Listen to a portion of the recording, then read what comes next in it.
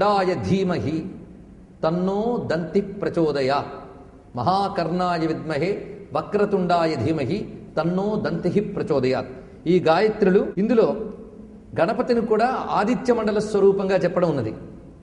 మనం నిన్న ఆదిత్యునికి శివునికి ఎలాగైతే అనుబంధాన్ని చెప్పామో గణపతికి ఆదిత్యునికి ఒక అనుబంధాన్ని చెప్తున్నారు. ఇది ప్రతివారు సాధనలో చేసుకోవచ్చు. ఉషక్కాల సమయంలో అంటే సూర్యుడు ఉదయించిన దగ్గర నుంచి 40 నిమిషముల పాటు గణపతి స్వరూపంగా సూర్యుని ఆరాధించితే అనేకములైనటువంటి విఘ్నములు తొలగి ఐశ్వర్యములు కలుగుతాయని శాస్త్రములు చెప్తున్న ఒక విశేషం. అందుకే గణపతి సాధారణంగా ఉషక్కాల పూజ ప్రియుడు.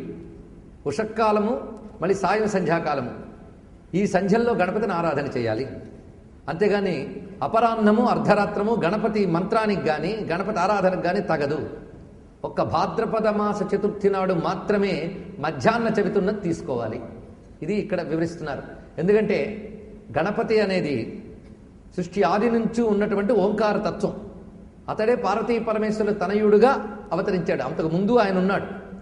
పార్వతీ పరమేశ్వరుల తనయుడుగా అవతరించింది మాత్రం భాద్రపద మాసంలో శుద్ధ చవితి మధ్యాహ్న వేళ.